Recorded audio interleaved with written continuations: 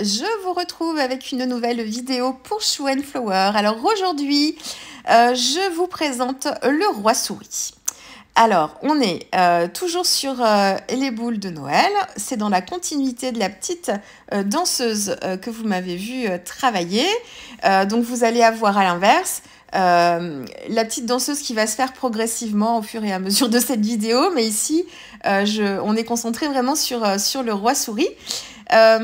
J'ai travaillé avec les aquarelles toujours du set Rêve Nordique, le set Isaro élaboré avec les sœurs Chou pour cette collection, avec quelques couleurs exclusives à l'intérieur. J'ai aussi mes aquarelles sennelier, toujours le rouge carmin, qu'il faut que je réintègre dans ma palette de tous les jours parce que c'est une couleur que j'adore. C'est un rose que j'aime, enfin c'est un rouge mais il est plus rosé pour moi et que j'aime beaucoup, donc il faut à tout prix que je me le remette dans ma palette parce que je l'aime vraiment bien.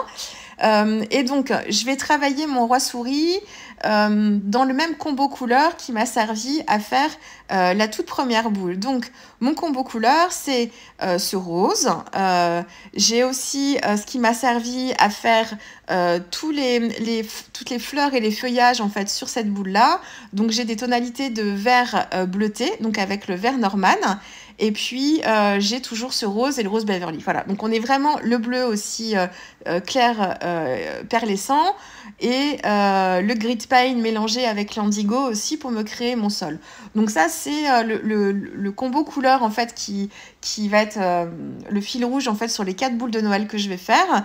Et donc ici, je choisis de travailler alors le roi souris un peu différemment, mais finalement, là, je réfléchis avec les 4 boules en fait les unes à côté des autres pour que ce soit harmonieux, mais en situation nous sommes sur des bureaux séparés, elles sont pas toutes ensemble en fait, donc j'aurais pu faire des combos couleurs bien différents, mais du coup voilà, c'est la collection 2023, donc il y a une unité dans le combo couleur choisi.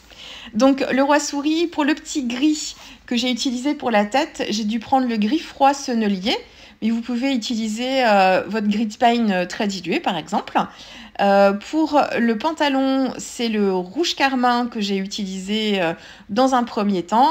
Et puis pour la veste, c'est le vert Norman que j'ai utilisé. Et j'ai dû y ajouter, peut-être pas à cette étape-là, après.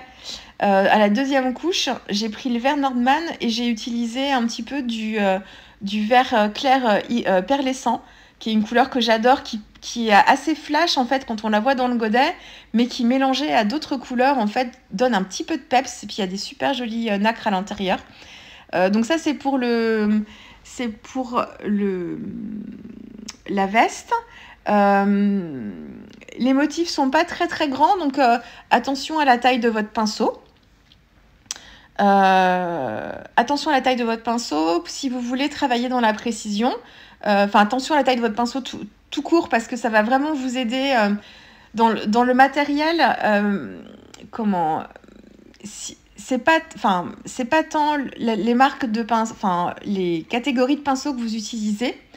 Parce qu'en fait, si vous allez taper chez Léonard ou chez Raphaël, par exemple, vous ne vous tromperez pas. Ce sont des pinceaux de très bonne qualité et ils ont des pinceaux dans les séries en fait Soft Aqua, par exemple, chez Raphaël, qui sont en poils synthétiques et qui sont beaucoup plus accessibles en termes de prix.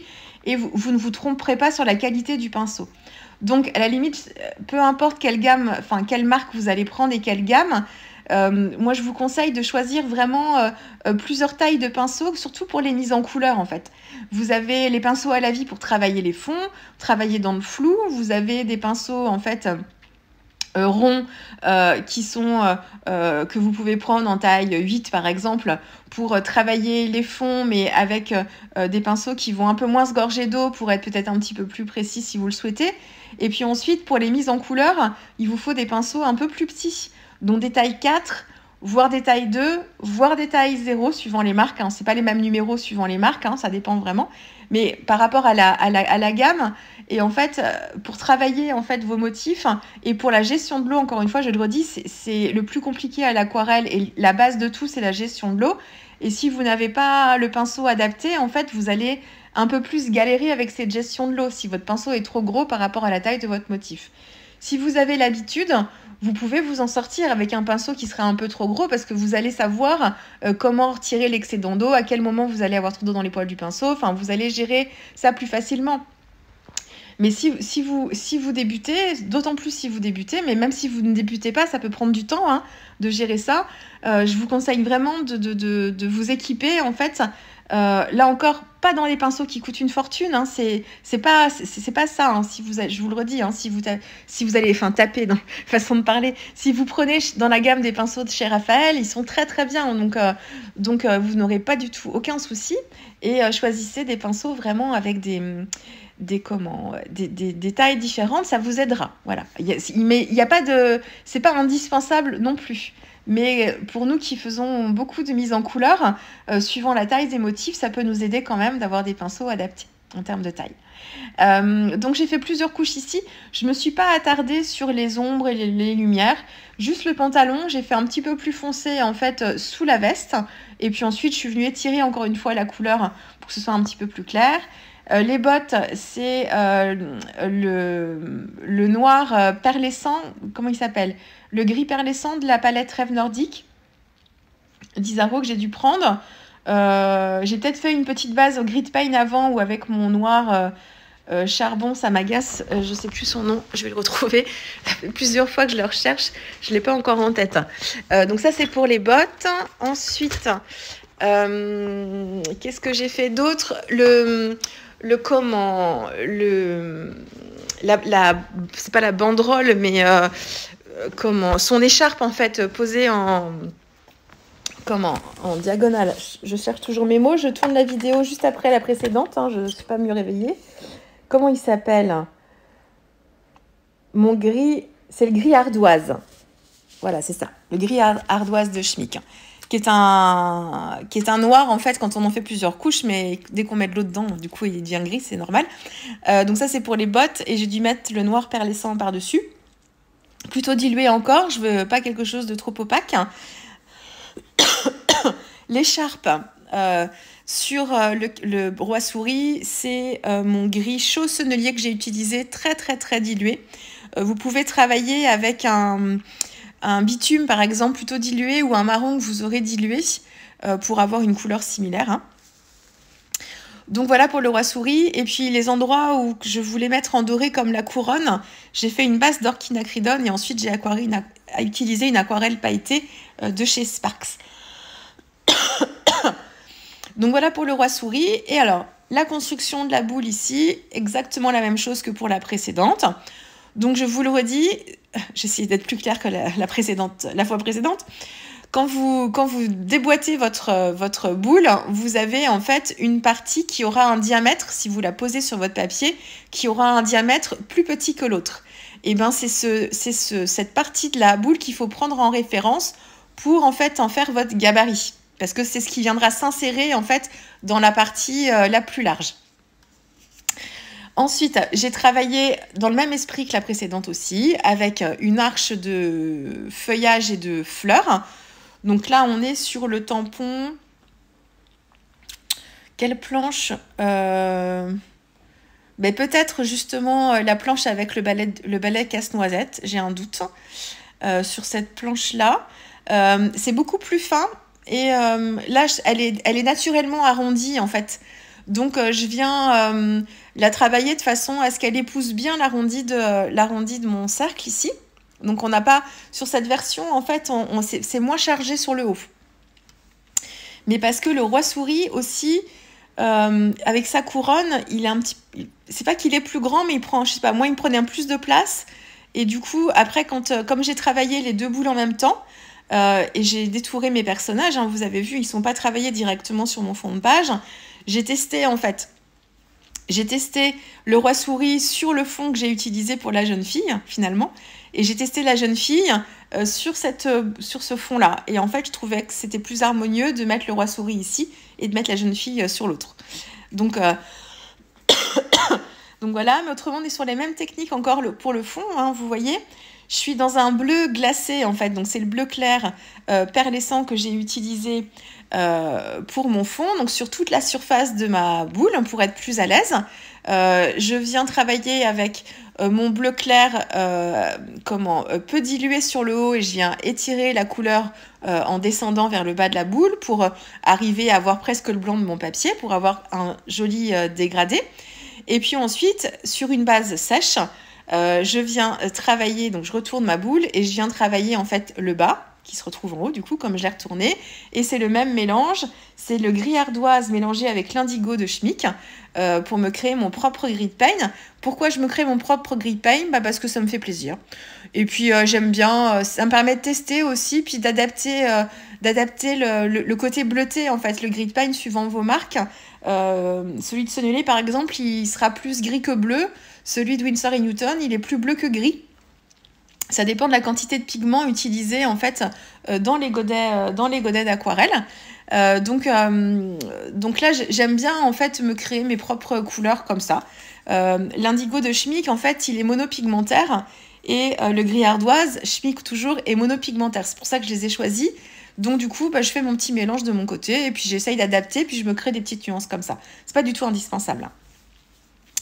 Et donc je fais comme la boule précédente, très très intense en fait sur la base, et je viens étirer la couleur. Et pour faire la transition entre mon sol et mon ciel, je viens avec un essuie-tout pour donner ce petit côté un petit peu vaporeux, et j'ai pas hésité à faire une deuxième couche pour assombrir un petit peu plus en fait mon sol. Je vous le redis, ne cherchez pas, vous faites comme vous voulez. Vous pouvez créer l'effet bombé directement sur votre fond de page, mais il sera créé en fait de façon artificielle avec le côté bombé de la boule. Donc c'est pas indispensable de le faire. Vous pouvez le faire parce que du coup, moi c'est ce que j'ai fait sur le bas. Je vais l'intensifier encore plus du coup. Et c'est ce que je vais faire aussi pour le verso. Mais on est vraiment très aidé. En fait, il y a un effet waouh qui est apporté vraiment par le côté incurvé en fait de la demi-sphère qu'on va venir poser par-dessus.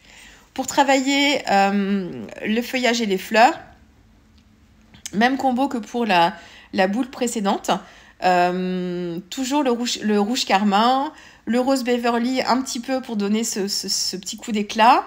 Les feuillages sont travaillés avec le vert Norman. J'ai pas dû travailler avec le vert clair perlescent ici, je pense pas, parce que les feuilles sont toutes petites.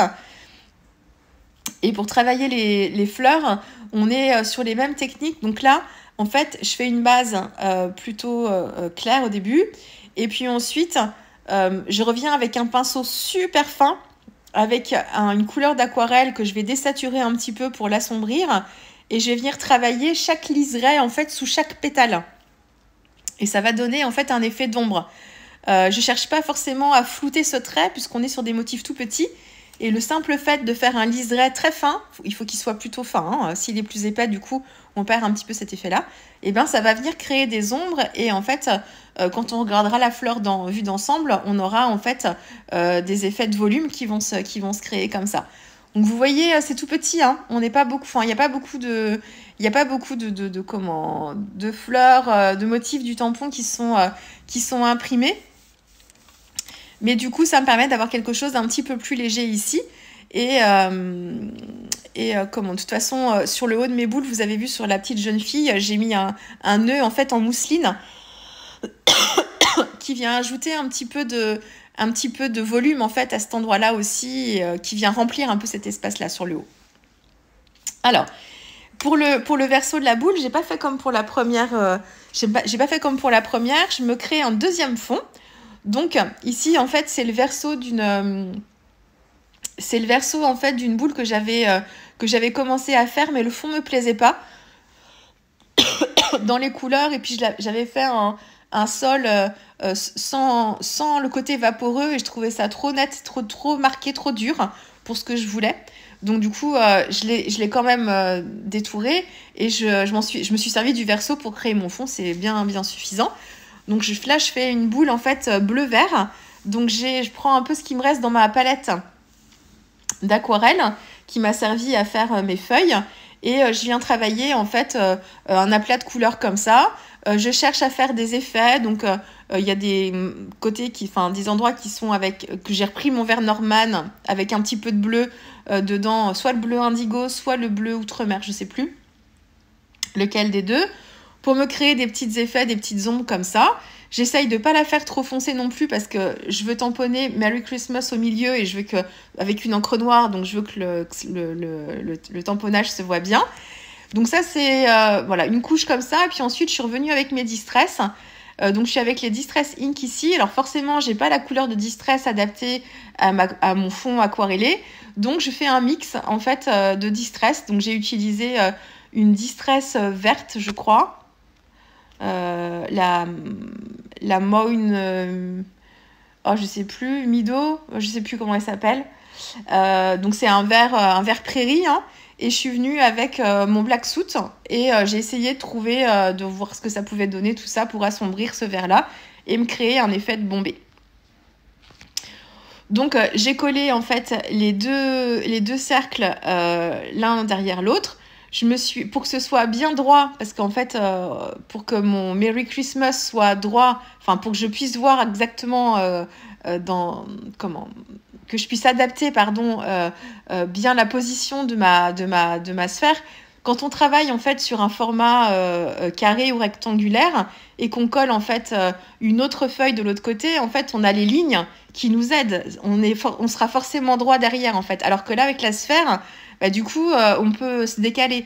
Donc, pour bien coller, en fait, pour bien se rendre compte et d'être bien droit, il faut vous aider de votre lumière. Donc, si vous avez une lampe ou la lumière du jour, et en fait, quand vous retournez votre sphère, votre cercle, votre papier, moi, je voyais, en fait, par effet d'ombre chinoise derrière la position de mon roi souris. Donc, je l'ai mis bien droit. Et je me suis aidée vraiment de l'ombre pour pouvoir positionner et coller en fait mon Merry Christmas vraiment comme il faut. Je vous le dis parce que ça m'est déjà arrivé de pester parce que en fait mon texte que j'avais collé derrière était finalement, je pensais qu'il allait être droit et en fait non, ça correspondait pas. Donc je vous le dis parce que ça arrive. Alors là j'ai un peu trop forcé pour rentrer en fait mon papier et du coup il y a un côté qui est un peu papillé mais qui gondolait un petit peu. Mais bon, après, ça se voit pas spécialement, hein. Et puis, j'ai rajouté de la même façon pot pourri doré. Il y a des petites pommes de pin aussi qui sont... Est-ce que j'en ai mis des dorées ici? Il y en a qui sont un petit peu avec des paillettes, d'autres qui sont sans paillettes. Il y a des petites étoiles dorées, des petites, des plus grosses. Et puis, sur le haut, en fait, c'est un nœud en mousseline. Donc ça, c'est des rubans, en fait, de chez Zibuline qui propose ça avec plein de couleurs différentes. Donc, j'ai d'abord mis mon lien, en fait, ma ficelle dorée pour pouvoir l'accrocher et j'ai fait le nœud, en fait, autour de la tâche en mettant un petit point de colle aussi pour que ça se détache pas parce que la mousseline, elle a tendance, c'est très souple, hein, ça a tendance à se détacher. Et puis, là, vous avez les dernières photos. Donc, je vais vous mettre aussi les photos des deux autres à suivre. Oui, donc je vais vous mettre, pardon, j'ai coupé. Je vais vous mettre donc la photo des deux autres boules que j'ai fait à suivre. Et puis j'ai essayé, alors très difficile de vous prendre des photos avec les reflets. Forcément, quand on les voit en vrai, en situation, avec la lumière qui passe dedans, c'est plus facile. Là, en photo, bon, j'ai essayé de faire ce que j'ai pu. Et normalement, vous allez voir les photos. Voilà, donc ça, c'est la 3e version. Donc là, c'est le casse-noisette. Et là, c'est le tampon flocon que j'ai utilisé tout autour. Donc ça, c'est le verso. Donc même construction, hein, les petites étoiles, je les ai achetées dans des magasins de loisirs créatifs. C'est des petites déco-bois dorés. Et puis là, c'est la petite fée avec les mêmes tampons fleuris juste au-dessus. Voilà, c'est la dernière photo. Non, pas tout à fait. Vous allez avoir les 4 ensemble. J'espère que ça vous aura plu. Et puis nous, on se retrouve très vite avec une prochaine vidéo pour Show and Flower. Au revoir.